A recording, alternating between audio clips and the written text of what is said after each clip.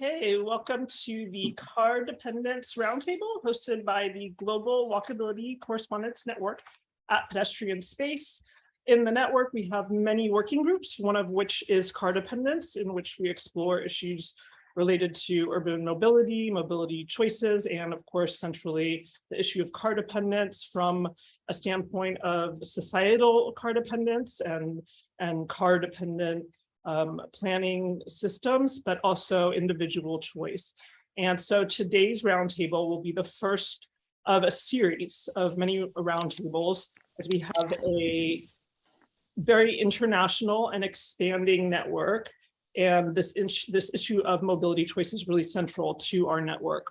So today we will be going around. We have several participants from around the world. We'll be going over what the mobility options are in your community, just briefly list the options.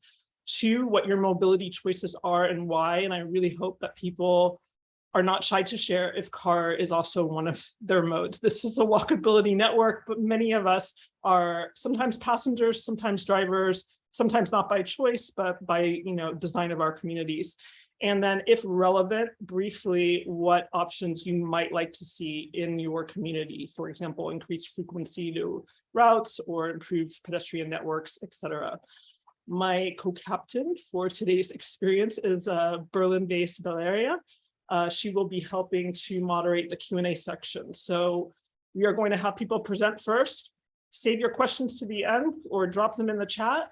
And then at the end, we'll do the Q&A for which Valeria will moderate. Valeria, would you like to say something briefly about yourself, your background? Hi to everyone. Yes, I am now in Berlin. So I am correspondent for Berlin and actually for Buenos Aires, Argentina, because I'm from Argentina. So I used to live in Buenos Aires for several years, and currently I'm in Berlin because I came here for doing a postgraduate master in urban planning and mobility. So before I studied architecture and work as an architect many years, so then I wanted to expand a bit and change a bit the path. And so, yes, so I'm here now in Berlin. And yeah, actually that's my background. And should I start with describing a bit the mobility options here, or we first go with the participants and then maybe... Sure, Valeria, if you want to go first and go through the rundown, what your mobility options are, choices, and then I forgot to share for everybody after you present, choose a person who is participating, who you're not familiar with at all, who maybe you've never even spoken with, to go after you. So okay. So maybe I will talk about the mobility options in Berlin because now I'm in Berlin. So here actually we have a lot of options. We have buses, we have trams, we have S-Bahn that actually are the trains, are called S-Bahn, and then also U-Bahn that are the subway. So somehow we are really kind of covered. And regarding buses, I think we have more than 150 lines and trams around 20. But there is a kind of a special thing about trams because, as you know, Berlin was kind of divided in the past. So because of this thing with the wall that like more or less the 60s until the beginning of the 90s, the end of the 80s, around 30 years, so the city was divided. So then at some point, the tram only continue working in the east. So nowadays it's still like that. So the east, we have trams, but not in the west. So in the west, we have more maybe subways and buses and trains, but not trams.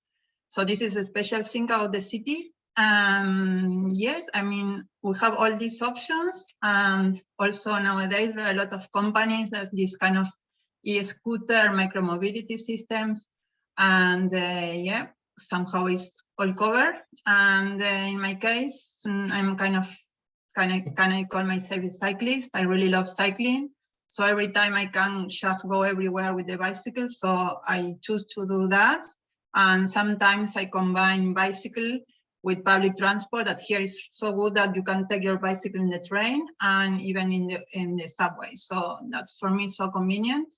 And yeah, that's my way of commuting here. Yes. Okay, I don't know, maybe we can already switch to another person. And then if you have a question, guys, I think it's better if we, as Anika said, we just put all in the chat, and then at the end we can discuss about it. So maybe. Oh, Z, sorry to interrupt you, Valeria, but I know Z has something to attend, so he will go next. Okay, perfect. So then we switch to C. Thank you, Anika. Hi, I turned my camera back on because I moved. Can you see what I'm looking at? I am in Montreal, which is, as you probably might have heard, is a wonderful city for active transportation. One of the jokes here is that everyone in the city uses a BMV, which means in Montreal terms, that's a bus, metro, or walk. So that's fairly a very common combination that people use. We're very fortunate to not really be one of the few cities in North America where you actually can live a complete life without having a car. So that's not by coincidence that I chose to live here. Like I really, I don't really enjoy being trapped in a car, and most of my friends don't. I'm always surprised when I discover someone I know actually owns a car. Coming back to the BMV reference, in my case, I would say I probably actually use bicycle more than the bus, or Bixi as well. Bixi is our bike share system, which we have a very good one, which is very, very wide coverage for a city of Montreal size. It's not a huge city. There's maybe 1 million people on the island. And but the coverage of the bike share network is actually very, very complete. Like it goes quite extensive distances, well beyond just the central part of the city. So we do have a metro system, which is nice if you're near a station. Unfortunately, it's not that extensive of a system, and it uses rubber tires, which is very quiet and makes it very comfortable, but it also limits the ability of the system to go outside because of our winter. So we also have a regional rail network, which uses trains, but those trains sort of run in freight train corridors. So the regional rail service is really not very, it runs during the peak hours, essentially, and it's really focused towards downtown, but it doesn't really serve a sort of wider regional context very well. Historically, Montreal has been well below the sort of North American car ownership rates, although unfortunately we are catching up, and like automobile possession is definitely growing a lot in the city, even in the central areas actually. Like one of the things we're seeing is bike riding is going up a lot, and car ownership is actually growing faster than the population as well. And public transportation use is not, I mean, it's quite high by North American standards, but it's stagnating now. Particularly the metro was really over capacity. Like it was physically impossible to get on the metro in some places. So the public transportation ridership has been struggling, and now with COVID, it's definitely far from obvious what will be happening in the future. But that's basically the situation. And driving a car here is a nightmare. Like I really feel pity for anyone who does need to drive a car here, because our roads, fortunately, are not very big, and the road condition is terrible. Parking is really very challenging. Now with the increasing number of cars, it's only getting worse. So it's really not a pleasant city to drive in. And I haven't actually even been in a car for 3 years. So you can certainly live very well here without a car. So I will leave it at that. Thank you very much. Do you want to pick somebody to go next, please? Okay, hold on. I don't think I have met Dominique. So Dominique, you are next.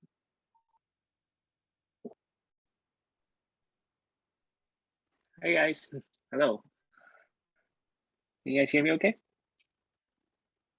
Awesome. So my name is Dominic. I'm also from Canada. I'm from Saskatoon, Saskatchewan, which is in the prairies. I think like some of you may have like heard this name for the first time. Yeah. Anyway, so Saskatoon is, how do I describe it? It's like a university town, because we have the biggest university in the entire province of Saskatchewan, University of Saskatchewan. And however, it's a really car-centric university town. And that is not good, given the fact that a lot of us university students are not rich enough to afford a car. And so most of us university students take the buses. However, it's really not reliable. It's really unreliable. We tend to just take it during the weekdays when the service is dense. We have some buses on high frequency corridors coming every 5 to 10 minutes during weekdays. But in the evenings, like after 6 p.m. and on weekends, like Saturday and Sundays, they come only every 30 minutes to an hour per bus, which is really inconvenient if you want to like go out somewhere with your friends on a Friday night.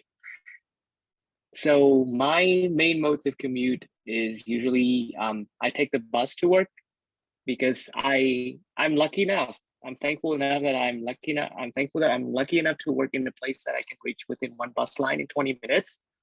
And it's actually even faster and cheaper than driving because the parking pass in downtown my city is horrific.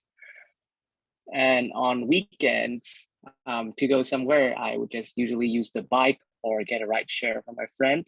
In my city, just launched a car sharing service. However, I'm not eligible for that because I'm only 20 years old, and the minimum age for that is 21 years old. So I'm really hoping that by the time I turn 21, I can just register for the car share service and use public transport together with car sharing. And also, we're adopting a new e-bike and e-scooter sharing program, but it will not be available until next summer. So I'm also really looking forward to that. I do bike sometimes. However, Saskatoon is a really windy city. So I face a lot of obstacles when biking. Okay, and that is all I have about my mobility options. Let's see, I will pass it on.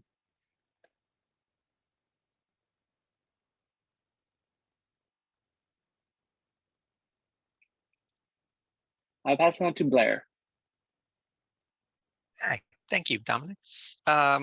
So I live in the suburbs of New York City, which is, probably the most transit-friendly city in North America.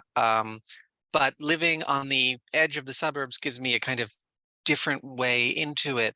Where I live is a old railroad suburb or streetcar suburb, so it's not bad by US standards. It's a walkable community. We have okay bus service, and we have not on the edge of walkable to the subway, but also we have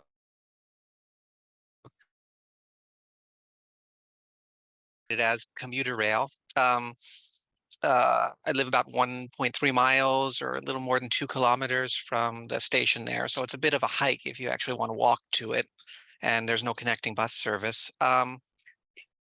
As for transportation options, this is a place you could live without a car, but you would be limiting yourself significantly. You could not, it depends on what you do, but you would do it. It's very different. If all of our transportation options are radial, if you're going into New York City proper and you're going to something like this, you do not need a car, and it is wonderful. If you're trying to do anything locally, it gets to be a bit more of an issue. So, as for me personally, I have a parking pass at the local train station, so I can drive to it. I'd love to walk, but that's a long walk to do twice a day, plus other things. Not really a bike rider. During the weekdays, and during, locally, I can walk to a pharmacy, I can walk to a grocery store, but if I want to go to a different grocery store, or if I want to go to, a different restaurant or something, I generally have to drive. I tend not to drive into this, into Manhattan, because that is a hard thing to do. But, every few months I help take care of my elderly mother, and, our transit system is not particularly accessible. It's very hard for her to get up and down steps and, get around crowds. So every now, long time, we will have to drive her in to take her somewhere to see a show or go to a restaurant or something.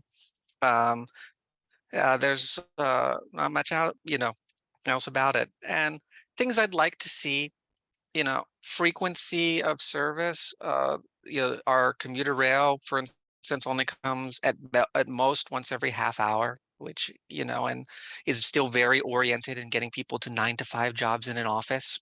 You know, our buses, we have some lines, but they don't have great hours. They have no information about them. You know, you don't know if a bus is running late, you will not know about it. You're just going to be sitting there. You know, fare integration. Every system I've mentioned uses a different fare and a different payment system, and it is a mess. You cannot, you know, to be able to take a connecting bus to either the subway or the train would be wonderful, but there's only one bus that runs to the actual subway, and that runs only once an hour, so it's essentially not usable for that. And there's no bus to the rail.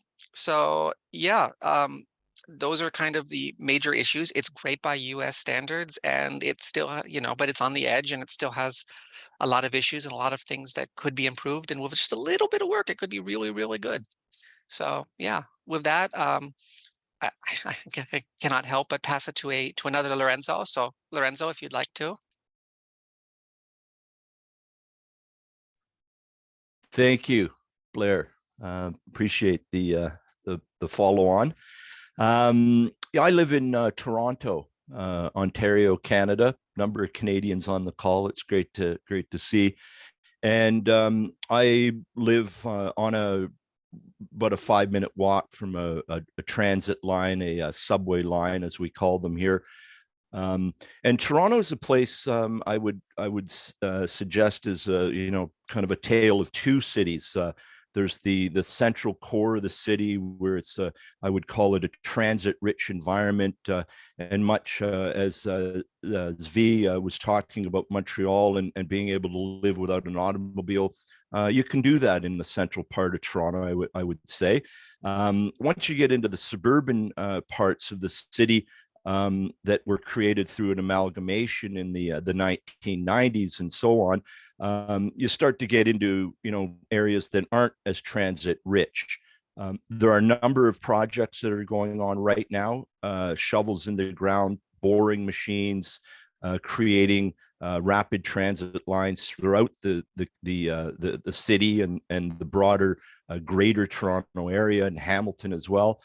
The other benefit that we do have a regional rail that is you know, highly underutilized, and that really points to you know the why. Like, why are these great transit systems not as utilized as they could be? Of course, we've gone through the pandemic, and we saw you know, a radical change in terms of how people work, how people access work, and the impact that that's had on public transit.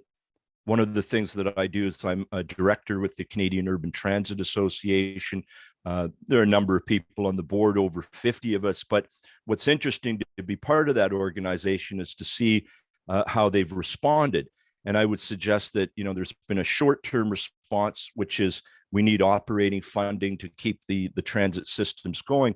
But I think as they start looking into the future, they start to understand that the future really is shared.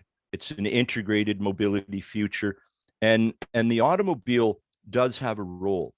But I would suggest that the question becomes the relationship that we have, that households have with automobiles. Are they in an ownership relationship with an automobile? Do they lease the automobile?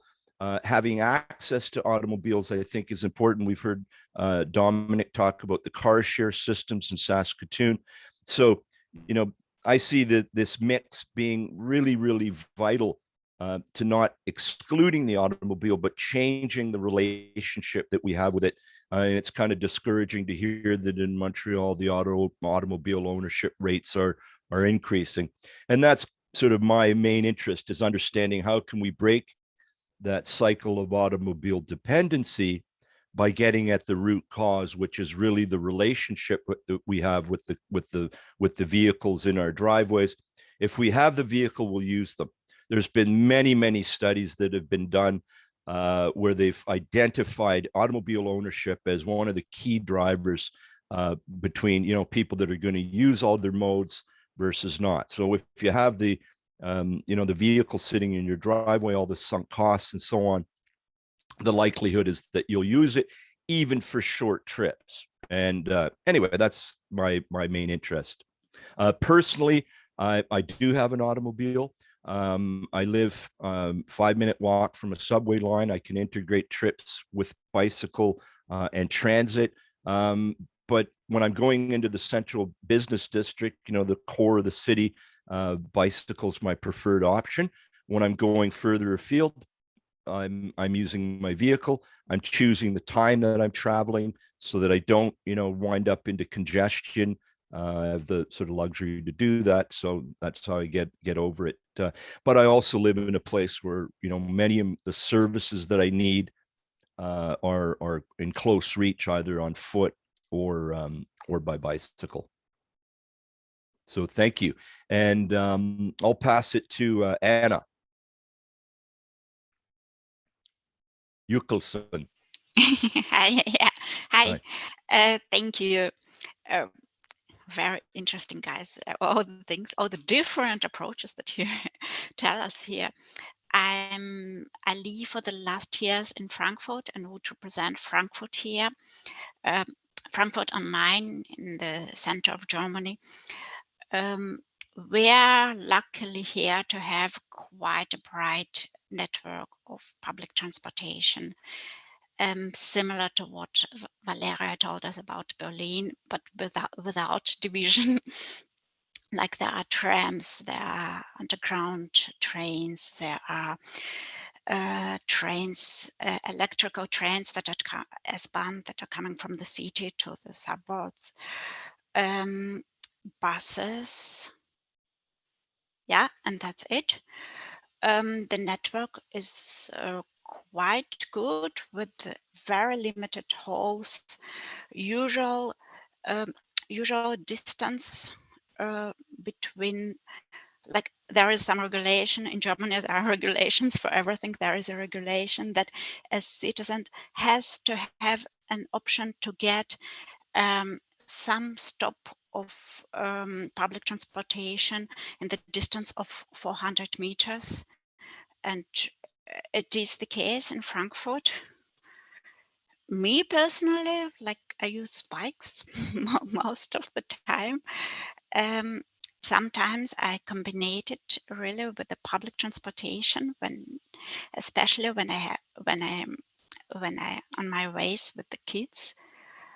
And as a family, we have a car and we use it usually for weekend trips.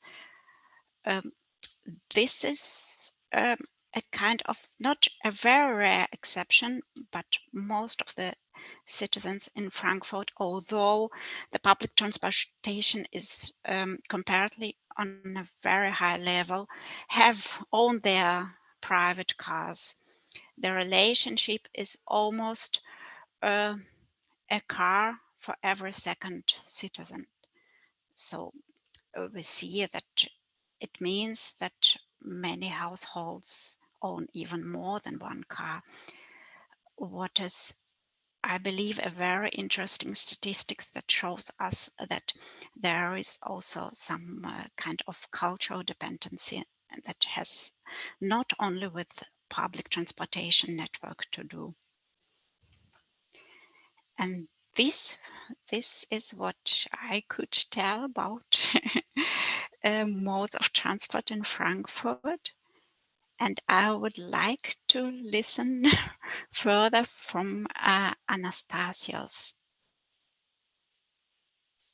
Okay, good evening, everyone. My name is Anastasios, and I recently finished my master's in transport and informatics from KTH Royal Institute of Technology in Sweden. I'm from Greece, and now I'm spending my summer vacation in Greece, and specifically in Thessaloniki, which is the second Greek largest city. I think Thessaloniki, compared to your experiences, is the perfect example of a car-oriented city, since, as you mentioned before, car dependence and ownership is a part of the culture. But in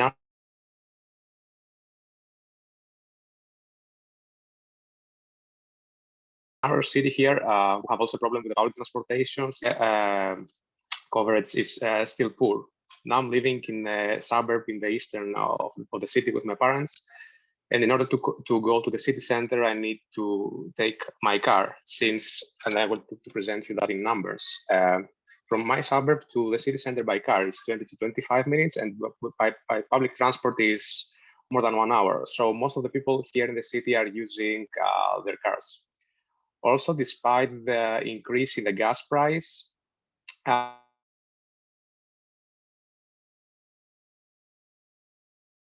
car ownership and affected by the COVID pandemic, because most of the people were afraid to use public transportation, and specifically in our city, buses are very crowded throughout the year.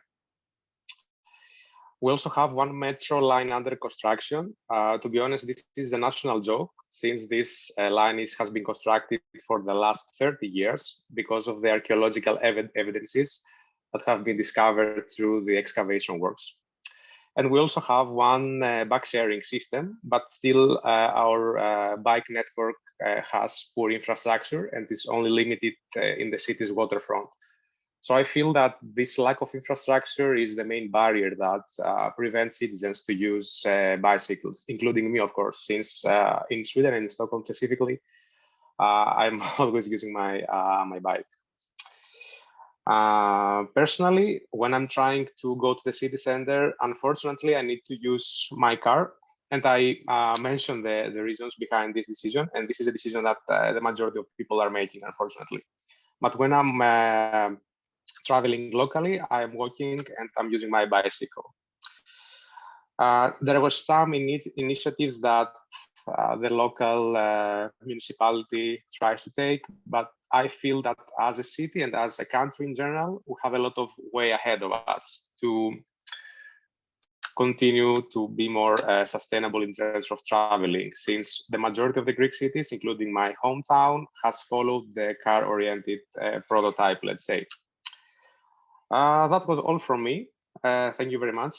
And I don't know who hasn't talked. Maybe Raphael? Correct me if I am wrong. Yep.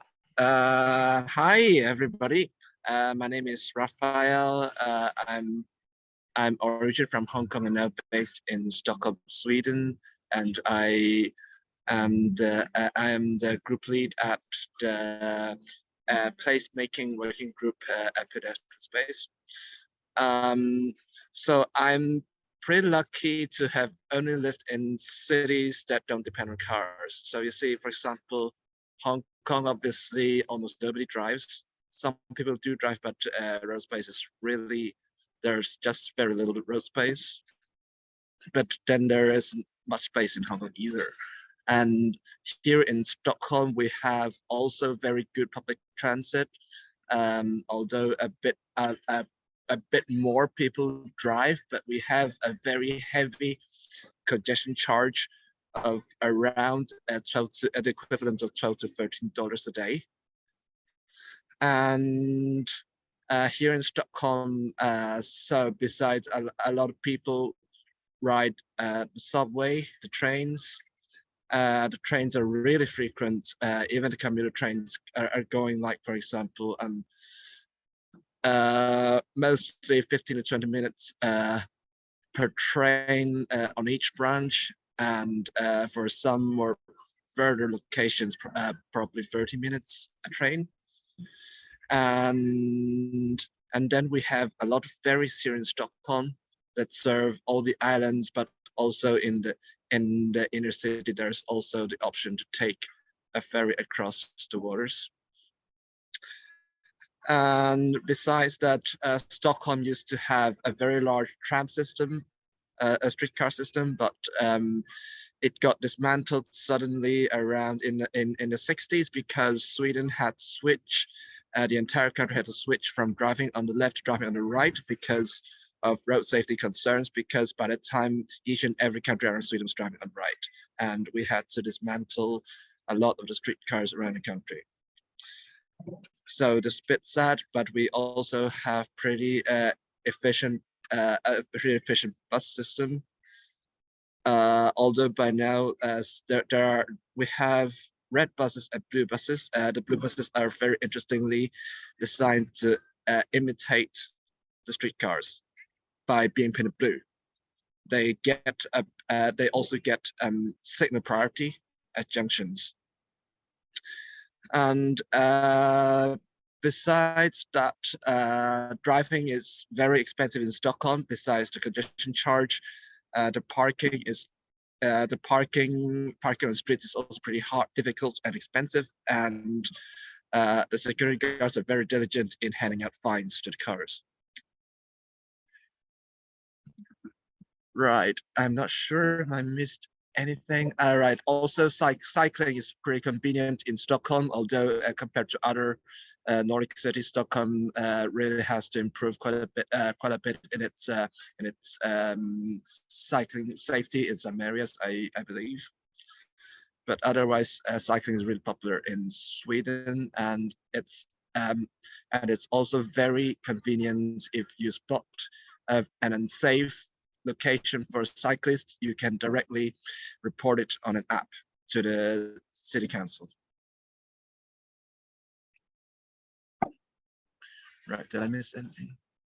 Yeah, I suppose that's it.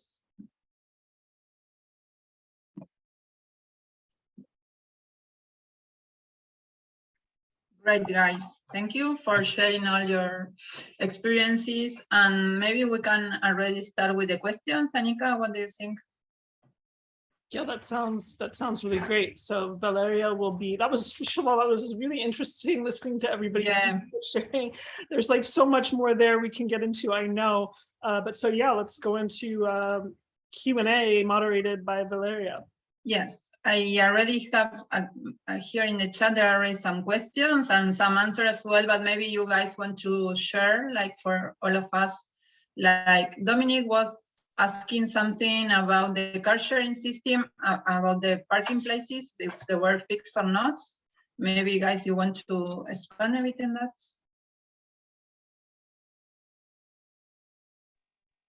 I think. Can I jump in before I have to go? Yeah, so yeah. Montreal has a very interesting car system that is one of the oldest, if not the oldest in North America. It's been around since the 1980s, I believe. And it's really focused on sharing cars as a public. It's not about making money. It's really about providing a service. So it's affordably priced, and they have a number of different models of usage and different membership models. So it's very easy to access the system. And what Dominic asked about, their different models. There's the classic model, at least in the past, was there where the cars had a particular spot, like usually it was in a little parking area, maybe in a school parking lot or something, and they would be in different neighborhoods. And when you wanted to use the car, you had to reserve it for like an hour, and you had to always bring it back to the exact same location. So it was a little bit inconvenient, and you had to reserve it you had to say in advance how long you wanted it, and it was a little bit awkward. That was the way I used to. Well, I've been a member of the system since I've lived here, but I almost never use it, and partially because I would use it to go to IKEA, and you never know how long you're going to be at IKEA. So it's sort of awkward to say, I need it, and you pay. You said you needed it for 4 hours, and when you used it for 2, you pay for 4. So anyway, about a decade ago, they've started having new cars that they have a flexible model where the cars are electric, and you can see on the app where the car is located. They have a special parking permit. They can park pretty much anywhere. So people can just you find a car you want, you just take it and you go and you leave it wherever you want to leave it, and you pay by the minute. So that's a new sort of model. It's the same company that manages it, but it's a completely different model of having access to the cars. And I don't know, I'm not familiar with the numbers. I know the classic system, they found that actually people just tended to drive less when they had these constraints on how they would use the cars. And whereas with the flexible one, like my neighbors upstairs, they're younger, and they use it. Like when they need to go somewhere, they have no problem using this sort of flexible system. So do they actually? I mean, they don't own a car, but I mean, do they drive less? I mean, they certainly use it more than we do. So anyway, so those are the two systems we have. And just another sort of related aside, we did briefly have the electric scooters, the shared scooters. We had a program here as well, sort of like the bike share, but these were the little scooters. And it was a pilot project from Lime, and the city actually, the scooters tended to be on the, like the parking was on the sidewalk, and they would basically make a mess. People would throw them around. Like the city tried to actually have them go in parking spaces, but they would also often wind up on the sidewalks, and they were a big sort of, they were making it hard to walk if you weren't paying attention. So the city actually decided that this kind of mobility solution was really not appropriate for Montreal. And it was one of the few places where they actually said, no, we don't want to have shared scooters here. And I think that was a very wise decision. I'm very happy the city actually made that decision. I know the Lime Scooters still is hoping that they're going to have another trial run, but it really was a problem for walking. And I'm curious if any of you are in cities where you have these sort of shared scooter systems, how they're doing. Are they impacting on the pedestrian environment? Is that a problem in your cities and whatnot? Thank you. Thank you. So I don't know, guys, if you have some comments about that, or you want to share the experiences in your city regarding car sharing? Because also I was wondering, because Lorenzo mentioned about the thing that, of course, when you own a car, maybe you tend to drive more, but also the car share system, I mean, it's good in that kind of replacing that your car, but then on the other hand, it's also, I mean, at least here in Berlin, we have different companies, and as she mentioned, they just park everywhere, and also they are kind of used in public space. So what's your opinion about that, or how is it your experience in your cities regarding car sharing? Specific to car sharing, I'll jump in. Parking management, I know on the chat, parking has come up as well. As Zvi mentioned that, parking is a key driver. It's one of the key decision drivers around, whether you're going to choose to drive or not. Is there an availability of parking? What's the cost of the parking and so on? So you can calibrate the cost of parking to influence mode choice. Really good examples is when they bundle in the cost of transit for special event tickets, whether it's sports or concerts and so on. We've got some experience doing that, but they don't do enough of it, I don't think.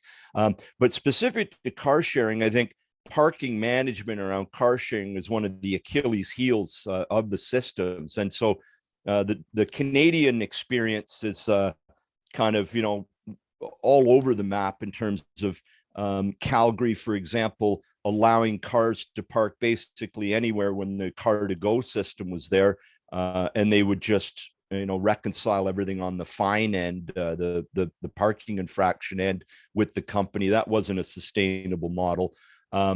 In Toronto, they have special bylaws that allow the free floating system versus the station-based system.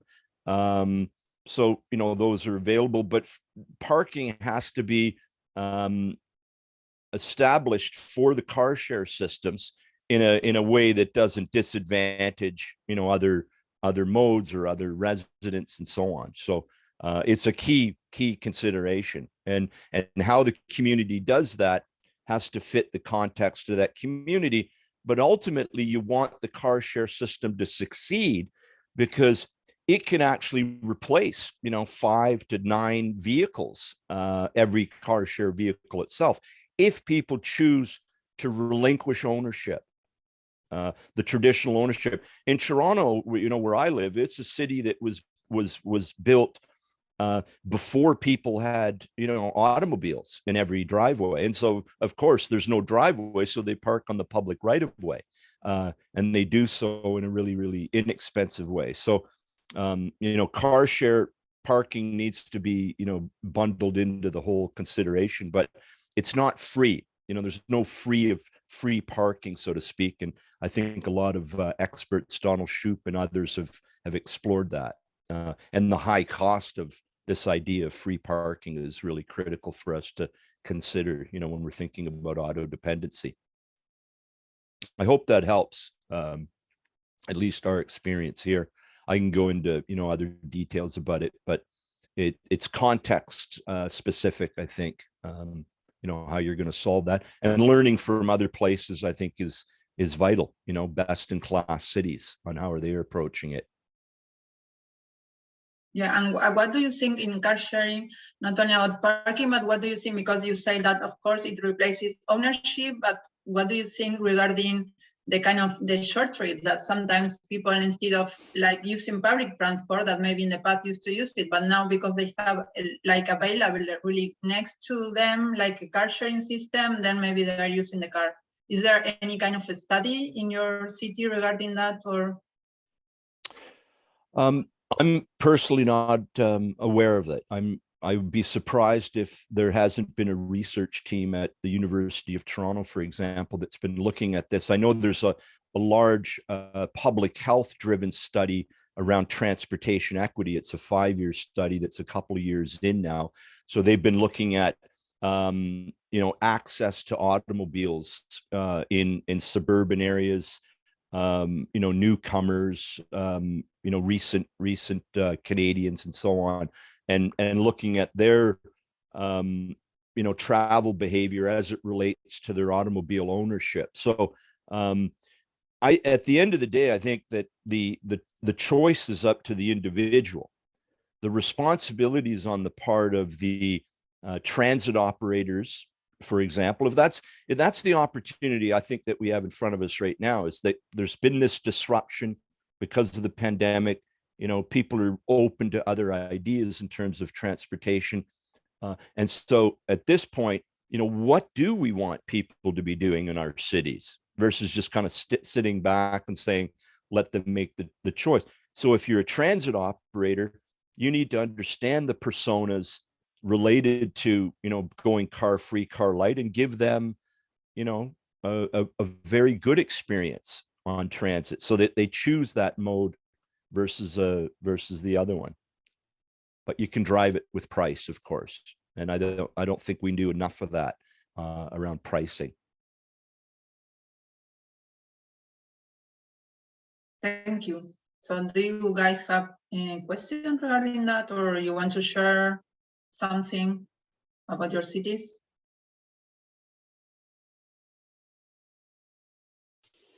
I would like to agree very much with Lorenzo. I think that one of the principal reasons why in Frankfurt people own so many cars is that residents have very, very low fees for using parking space outside, which is mostly, at least in the near of the city center, it's mostly public space what they use, and they almost pay nothing for it.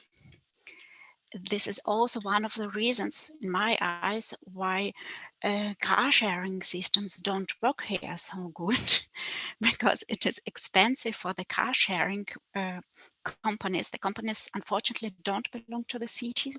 They are private companies, and for them, it is expensive to buy plot for parking. So they don't have space to put their cars. And for the model that Zvi mentioned, with car sharing park places that are free to choose, this doesn't work either, because in this case, people have to pay for parking as no residents. So it's for a household or for a person, it's somehow easier to have to own car and to park it outside on a street side than to use car sharing, at least on case when people are so fixed on the idea that owning a private car has such a big cultural value, I guess, here. And another interesting question to the topic of e-scooters. This is also like very much a problem here. They took almost much too much place and make walkability very difficult in the city, especially, I guess, because Frankfurt has a very narrow structure. Like we're limited by space a lot. Unfortunately, legally, city can't forbid it. So. Anna, thank you very much. And also for dropping the topic about micromobility. That also was my next question, because also here in Berlin is an issue. Like people just drop the e-scooter everywhere on the street, like on the sidewalk, and it's so difficult. And not only about that, but also because it's a problem, because should they just go on the street with the car, it's dangerous. And then also in the cycling lane, they have another speed. So for me, when I am cycling, it's also a problem, because they're kind of, many of them just listening music and not paying attention, just going so fast. So that's also an issue. So, and also because many of these trips, also some research show that this kind of, for example, more active like pedestrians or cyclists, sometimes also instead of continue doing that, then they switch to like e-scooters. So that's also a thing. So what's your experience, guys, in your cities, if you want to share? Right. Here in Stockholm, we used to have a very, very horrible scooter problem on the streets. And some time ago, the city decided to implement a permit system for scooters. So now all the companies need to apply for a permit at the city government. I think around the same time Gothenburg also was proposing this, but I'm not very sure in Gothenburg. But in Stockholm nowadays, if any scooter gets parked on a random place on the street, the company gets fined. So basically, the city government is fining the companies for the scooters that gets parked illegally, and I'm not very sure if this is implemented yet, but I think the city government is going for also designated scooter places. And also another interesting thing about micromobility here in Stockholm is that the city government, they price the public cycles very competitively against the scooters. Like you can ride for just $1 for the entire day around that. Yeah. Could you imagine $1 for a cycle for an entire day? But also in terms of car sharing here in Stockholm, I'm not very familiar on that part, but I have seen quite a few providers doing that and people actually driving that. But I think in general driving isn't very popular in Stockholm in any case. So. I had a question for anybody that's in Germany. I think Anna's in Germany. We've been hearing about this €9 fare. I think it's a monthly pass. What's the experience with that in a couple minutes? I don't know if we have time, but that's something that's definitely been of interest here in Canada and North America.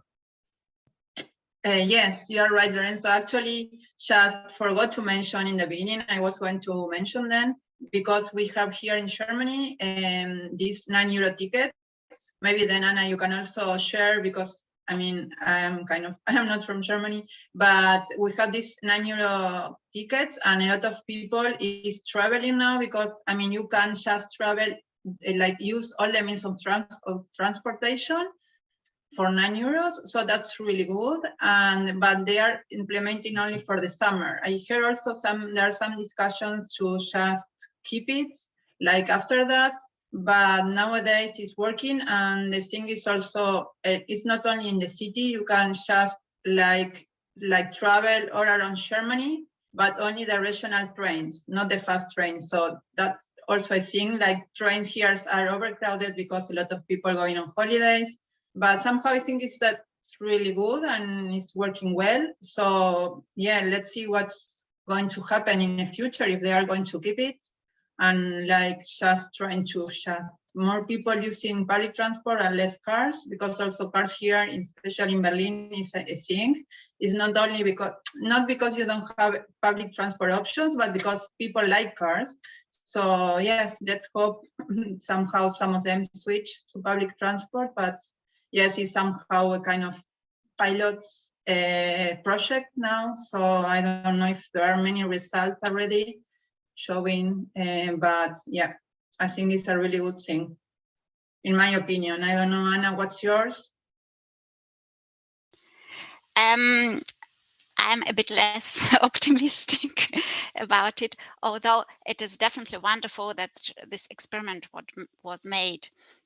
And this is like, I believe it's very important just to try things. I think that it brought with itself a lot of mess. It showed also that the infrastructure of regional trains is not in a good standard. What is also very good, just to make it obvious what kind of problems we have with the infrastructure, and that there must be much more money invested in this. It also, of course,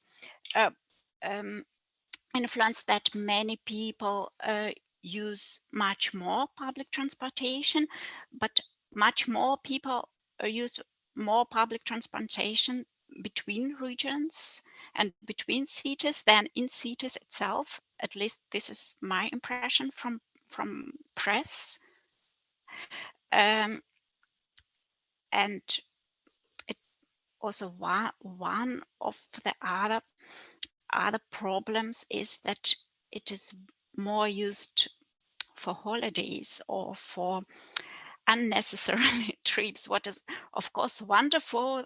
It means that people got the opportunity to visit more places, to make more journeys, and it made transportation system much more democratic. But it also, I know also people that decided to switch to car when they're pending to Frankfurt, as they work usually in Frankfurt, because trains are so busy. So it has both sides effects.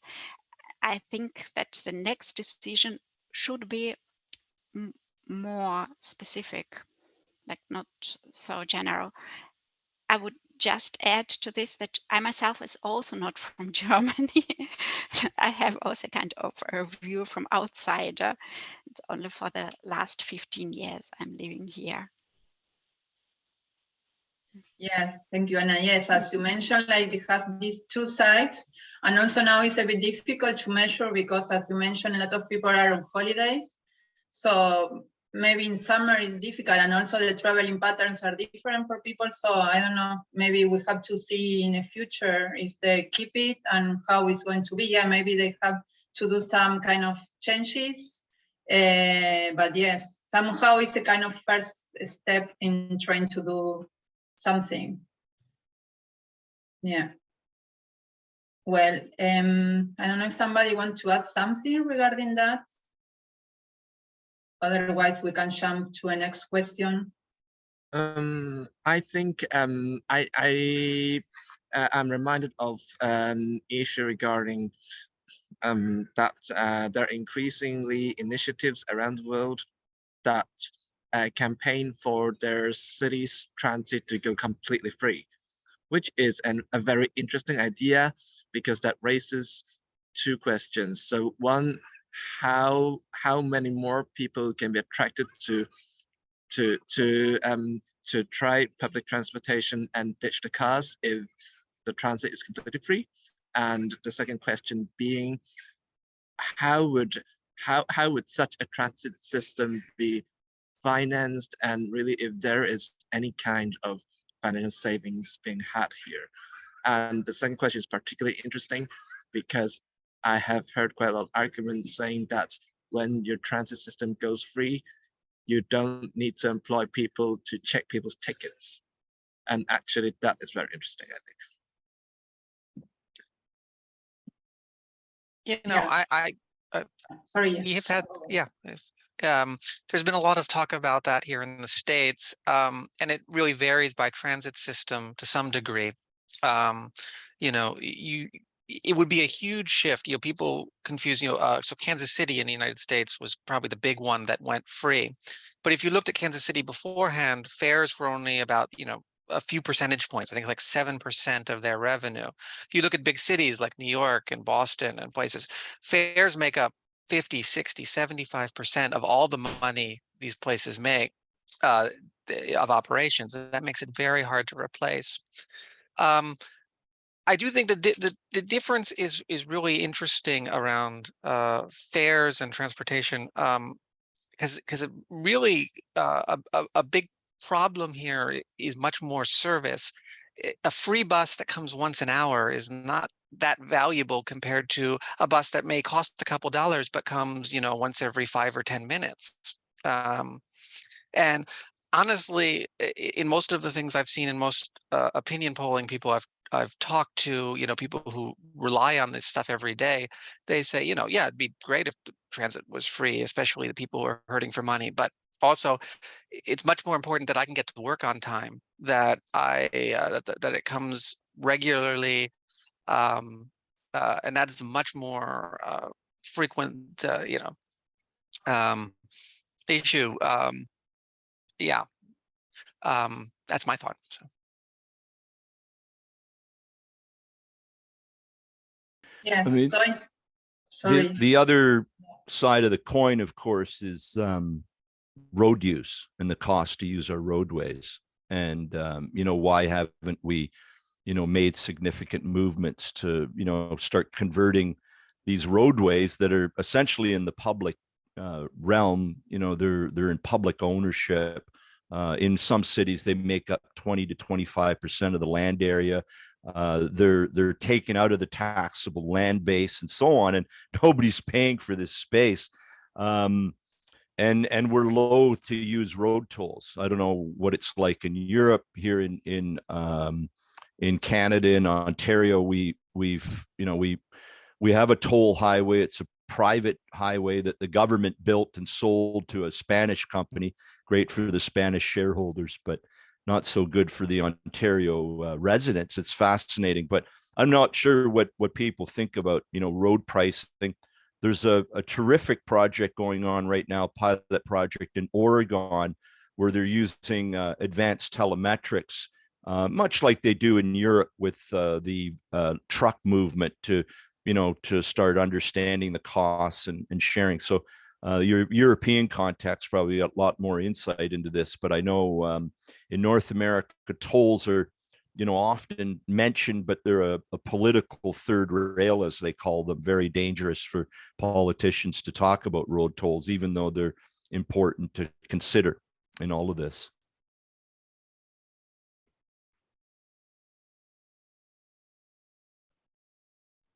Yes, exactly. Somebody want to add something regarding that? I think highway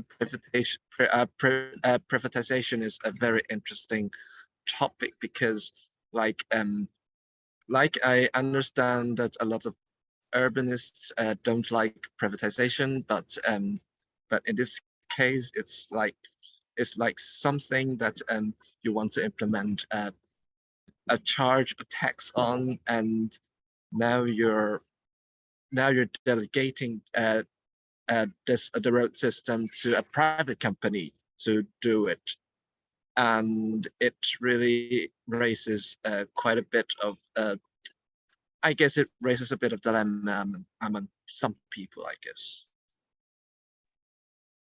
It's funny because right here in New York, we're having a fight to, actually impose congestion charge, a charge to drive into Manhattan, which would be the first in the United States. And it's passed. We're going through the federal EIS right now.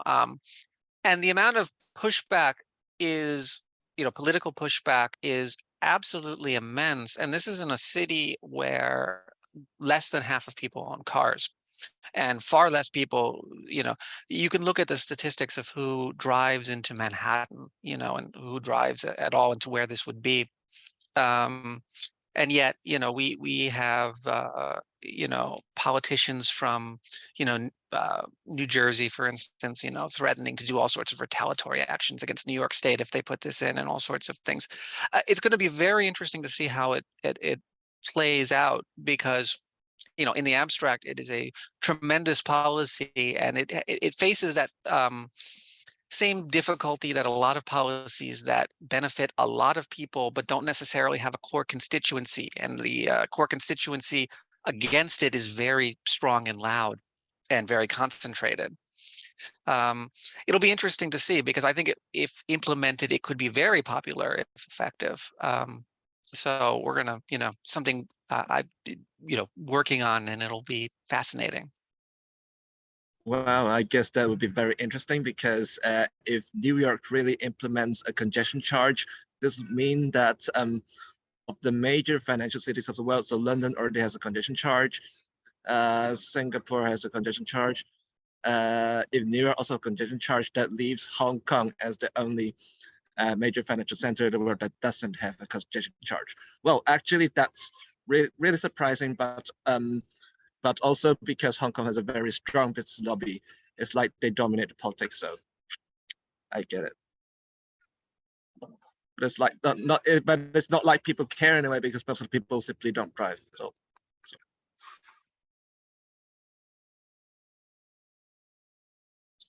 I think, Lorenzo, you just dropped a really interesting comment in the chat. Maybe you want to share it with us?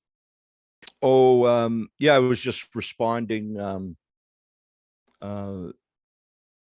to Annika's question, around how the mobility choices impact your quality of life. And I mean, I wasn't thinking about it through my own lens, but I just know that based on, research that we've done in public health, and I just want to make a real quick comment on the road pricing. When you look at road pricing, one way to rationalize it is around the investment into transit. So as you start to think about equity in terms of the transportation system, one of the pieces is the cost isn't what's keeping people away from using transit. But cost is a barrier to people that are really on the margins and that are the most vulnerable. So that's kind of the argument that you make through a health impact assessment. But in terms of this latent demand business, I mean, there's many studies that have been done that let us know that people want to walk more, they want to ride their bike more. In a Canadian context, it's almost laughable, because we envy the European experience of being able to walk on cobblestone streets and cafes and so on and so forth, instead of sitting by busy roadways with cars whizzing by and potentially running you over and so on. But people want that. That's what they're looking for in their lives. They're looking for, active transportation, but not in that sense. They don't think about it as active transportation. They just think about it as, hey, I want to go to my local grocery store, and the city's built such a wonderful bicycle network that I'd be foolish not to use it. So that's kind of what we need to tap into. There's a strong desire for people to become more active. The 15-minute neighborhood is picking up, a lot of discussion here in our, North American sort of context. And when we start looking at, our land fabric, we can understand that we can create these 15-minute neighborhoods, but we need to, influence it through land use policy. We may have to start buying strategic parcels of land, because we haven't created a network. So the networks that we have in Toronto, in Ontario, for example, are fragmented in our communities, and so we could link them together better. Like, a lot of our planning is based on that. So yeah, that's what I was getting at, was just people want to become more active in their transportation, but we need to deliver on that promise if we're making that. Yes, thank you. Yes, actually, that was the question that Annika dropped. I was going to just share, maybe, I don't know if it's the last question, because we have 20 minutes left. Maybe we can just, each of us, share our experience. How does our mobility choice affect us in everyday life? Because sometimes it's not, you have to, for example, I'm kind of a cycle because I can choose to do that, but some people cannot. So or for example, Blair mentioned that he has to sometimes drive the car because walking every day is not possible for him. how do you think it affects to you, like the choice you make in everyday life? I don't know who wants to start. Maybe Blair. Yeah, it's funny. I think about, I feel,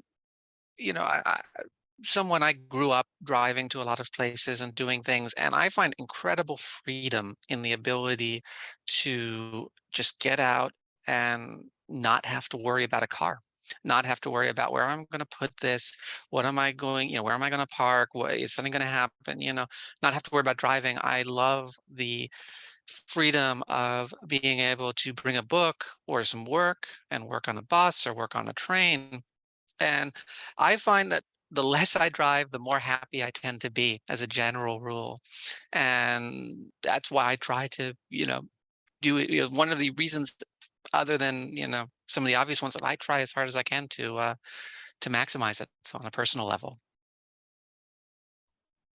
It's an interesting comment that you just made, Blair, around, I get more delight not being in my car.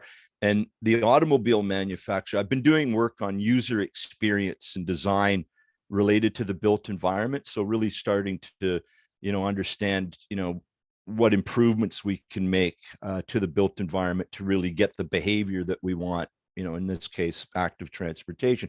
But one of the comments that a UX design person, somebody that works in the digital world website work, I think, they said to me, the automobile manufacturers spent a lot of time, effort, and money trying to curate the experience of the motorist within the automobile itself.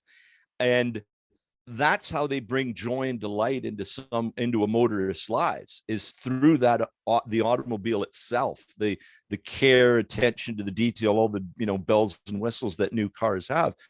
And so as we're designing the built environment, we need to look at the outside and say, okay, how do we create high quality design and so on. But you're right. I mean, it's not a great experience to be in an automobile in some big cities and congestion and so on. But many people have figured this out, that, I'd rather be, stuck in traffic crying or crying in my BMW than, riding around on my bicycle laughing. It's a tough one. And the automobile industry spends billions of dollars convincing you that their product is what you need. And I mean, I could go on and on about that, but it's manufactured. It's a manufactured kind of lifestyle. And how do you break it? That's why you need to understand these personas and start finding out the characteristics, because that's exactly what the automobile industry is doing. They want to keep people locked in. In Ontario, a huge part of our economy in this province is in the automobile industry. We manufacture automobiles. We got lots of parts manufacturing. It's an integral part of the society here. It's crazy to think, how do you undo it? So you can't have a war on cars, but it's like you need to make everything else sweeter so that people use the alternative. And I think inflation and the price of fuel is driving decisions at a household level, because when you look at your household expenditure, the automobile is the second largest one next to your house, rent and mortgage payments, whatever. I really love that comment about the UX of the urban environment and the user experience of all of this is a wonderful, I think a lot about that. And it's something I've tried very hard to bring to the transportation world, because it's not there a lot, which is enough, the user experience. Old vehicles that are falling apart, or even just simple things. We all understand that you're not always going to get a seat on public transit, but the more, that is actually a much more advantage thing, depending on your mobility issues and how long your trip is. And if you want to be able to do something else on your trip, all of a sudden these become much bigger concerns that, I think, and then, let alone the smaller things, the delight, the thing, but, here's a small complaint, but, a lot of transit operators love to put in a lot of extraneous announcements, oh, beware of this, or be ready for this, which really degrades the experience for people who are riding every day. And it doesn't bring anything to anybody else either. But it's easy to add because no one's thinking about the experience for those doing it. There's no, and I think it's vitally important to get more people doing what is a pro-social activity, riding transit, doing more active forms. So yeah.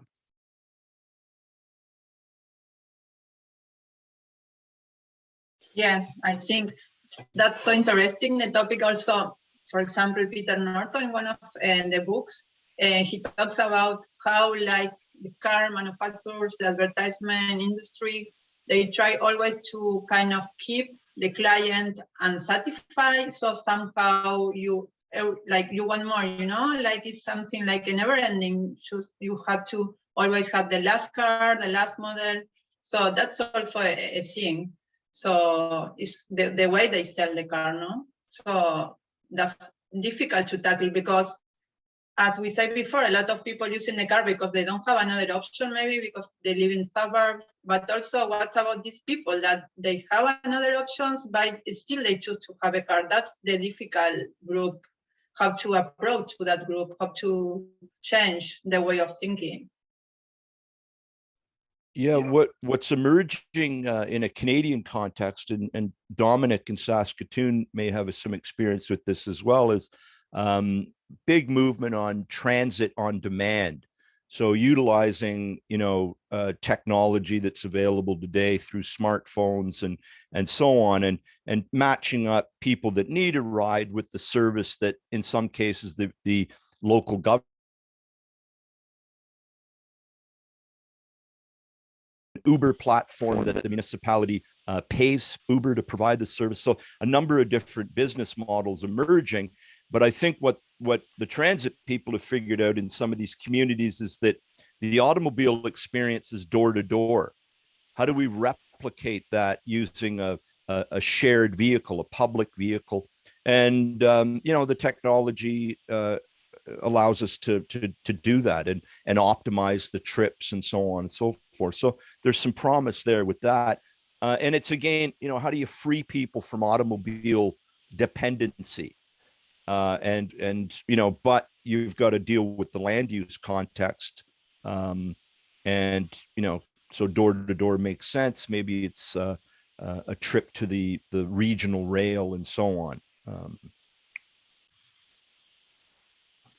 Yeah, in Saskatoon, we just launched an on-demand service about, I think, 5 days ago. Yeah, it just launched last Tuesday. So we used to have a pilot project of the on-demand last year, but it was operated citywide, and that turns out to be not trips that were added to the list because people think that it's like a direct Uber service, taxi bus service. But now it's changed to just serve several communities that doesn't have a fixed route. Either it doesn't have a fixed route or have a route that is only active within rush hour in the morning. And I feel like focusing on neighborhoods that doesn't have good transit coverage to bring people to the hub so they can intermingle with other high frequency services, the wide service. Even though I feel like the effect of on-demand transit have towards removing automobile dependency is small, but I feel like the easiest way to solve the problem with traffic issues is that we just need to remove a fraction of the number of people driving, because traffic grows bad exponentially. So just removing a few drivers off the road can also bring a huge change to the system.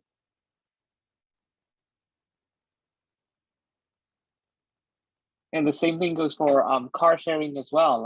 We want car sharing is not like a replacement for car ownership.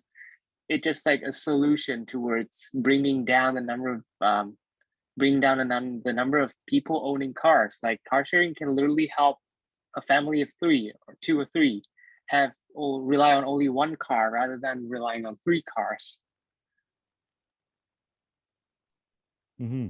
Yeah, you're absolutely right. It's, you know, this a number of initiatives all sort of integrated into one, and that's the thing that eludes us is the common platform. You know, the mobility as a service. I think that's been sort of the, you know, the aspiration. I don't know if others have experience with that, you know, in Sweden or in Germany, around these systems that integrate everything, payment, booking, so on.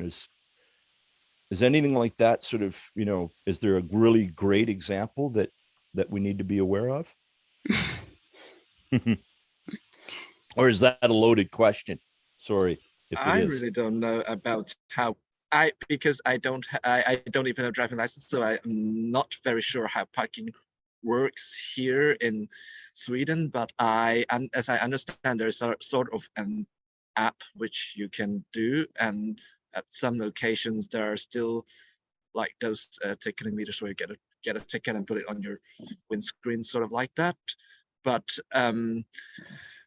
I think in Sweden, one perk that really discourages driving is that is that here in Sweden we have one of the highest gas prices in the world. So it's like over, like I think it's now 20 crowns a liter, so 20 crowns around.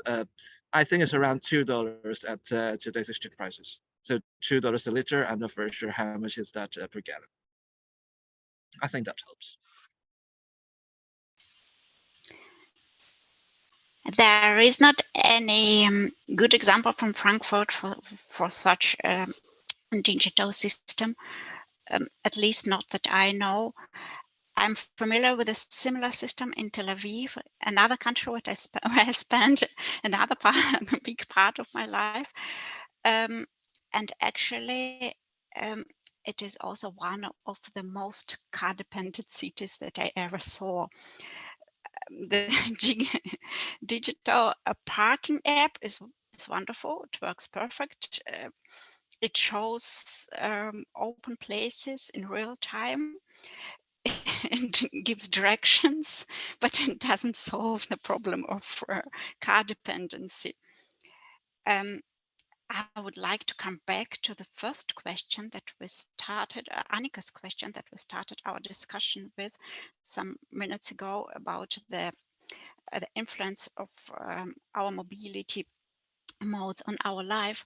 I think that my personal great advantage from using bike is much more flexibility. Like I just can arrange much more subjects in one trip. And this also is connected to the consideration of the connections between environment, built environment, and transport. Like it is this flexibility is possible because the environment is so rich. Like when we change the speed with which we move in the environment, we have also another attitude scale. Like we can participate much more in the environment. And I think so far the environment is enriched enough. People would be much more interested to make themselves slower or more flexible.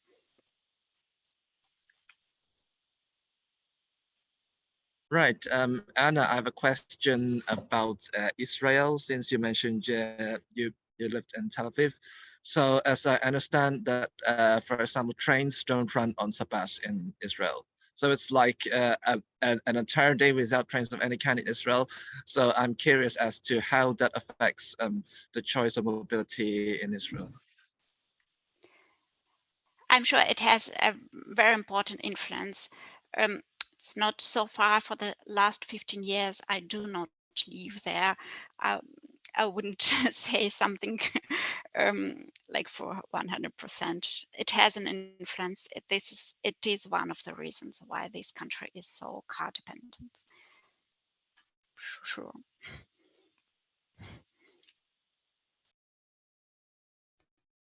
Well, guys, we have last 5 minutes. I don't know if there is another question we can discuss or somebody want to make a comment.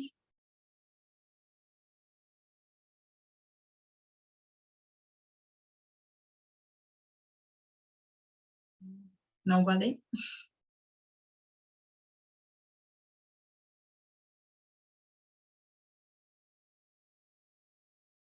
Anika, do you have any question? Another question? You can.